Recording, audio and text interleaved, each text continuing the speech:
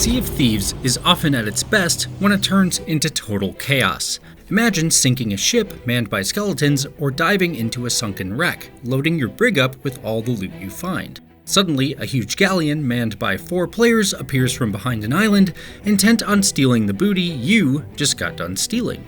The galleon turns its broadside cannons in your direction for a sneak attack, returning fire, repairing your ship, and desperately turning your sails to make an escape, or firing a crewmate over to the enemy to lay waste to them and steal their stuff, are the moments that make Rare's pirate adventure live game so memorable.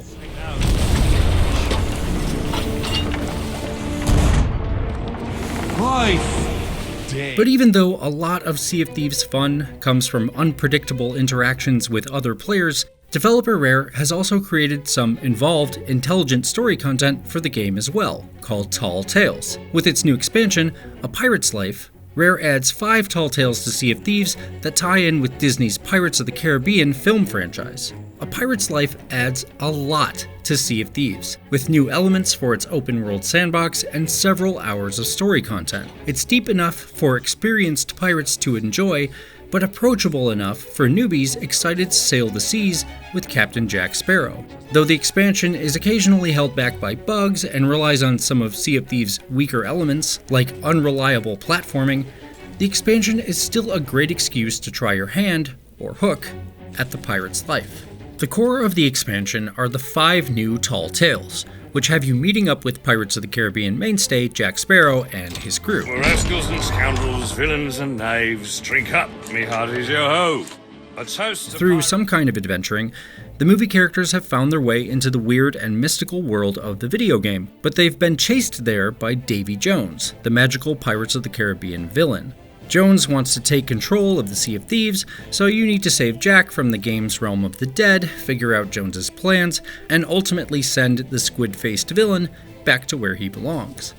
Playing through these stories takes you to 2 new locations: the Sea of the Damned, full of puzzles and secrets, and the Sunken Kingdom, a colorful underwater realm.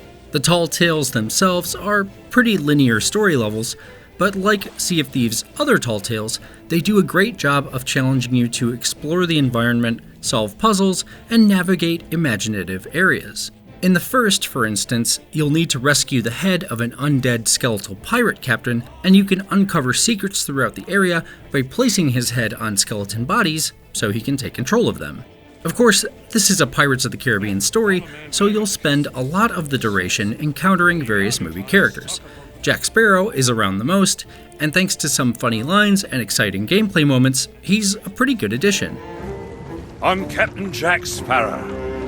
Though, since you came here to rescue me, you probably knew that already. Sparrow's presence helps meld the Disney aspects of the expansion with Sea of Thieves' foundation, which helps to make sure the content doesn't feel like a digression into another franchise. He's the same funny, quirky character from the movies, but he's also pretty useful at key moments, even joining your ship's crew for a while.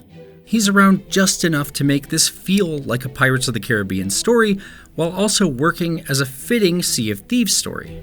A Pirate's Life is also a useful entry point for new players. The Tall Tales mostly take place off the beaten path or in their own instances, so you're unlikely to run into other players who might try to steal your stuff, sink your boat, or otherwise hassle you. The stakes are also pretty low. Anytime you die, you just respawn in the same place in the Tall Tales story without losing any progress. That makes this content pretty great for just getting started in Sea of Thieves, or for lone players who want to venture into the game without risks raised by other pirates. The drawback is that A Pirate's Life doesn't really feel like the rest of Sea of Thieves. It's more of its own separate thing. In the rest of Rare's game, sailing around requires constant vigilance as you scope for ships and other potential threats. The openness of the game and the randomness created by other players are what makes Sea of Thieves so fun and unique. A Pirate's Life doesn't really include that aspect. The stories are more straightforward and traditional video game fare.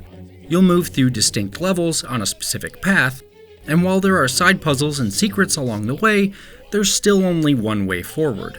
So A Pirate's Life gives a sense of Sea of Thieves, but it's incomplete without other players. That can be good and bad, since A Pirate's Life eases you into the water rather than shoving you off the plank. But if you're new, it can also give a skewed perception of what the game is. The tall tales for A Pirate's Life are also a bit on the buggy side at launch, although Rare has already released a patch to clean up some of the issues.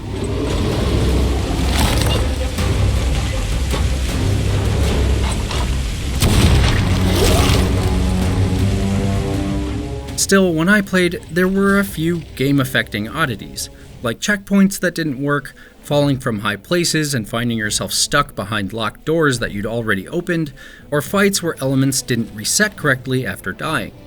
Still, I played through all 5 Tall Tales alone, and didn't encounter any game-breaking issues. The other upshot of A Pirate's Life is the way it reinvigorates the rest of the game. The expansion introduces a bunch of new enemies to the game world that shake up your usual Sea of Thieves adventures. Undersea sirens make jumping off your boat all the more treacherous, while on land, you'll have to deal with phantom pirates who can briefly make themselves invisible. There are also 3 giant human crustacean hybrid creatures called ocean crawlers, an armored crab, a poisonous clam, and an electric eel. All 3 require distinct strategies to defeat, and they can synergize their abilities to add additional challenge.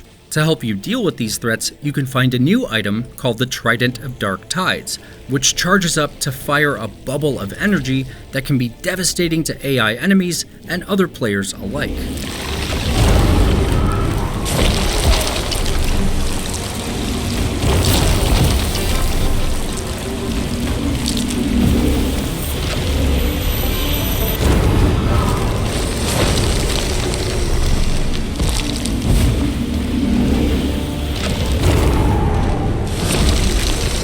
For most of the life of Sea of Thieves, players have been facing a variety of skeleton pirates, all of which fight in more or less the same way, so throwing in some new creatures livens things up quite a bit. And if you can find it in the world, the Trident of Dark Tides also creates new strategies in combat. It all adds a little more depth to help make the game continue to feel like it's evolving all the time. A Pirate's Life is a big, fun addition to Sea of Thieves that offers a lot of content, both for existing players and fans of Disney's pirates. It doesn't quite represent the best of what Sea of Thieves has to offer, but this is still a great excuse to hoist the pirate flag for the first time and offers a new horizon to explore for longtime scalawags.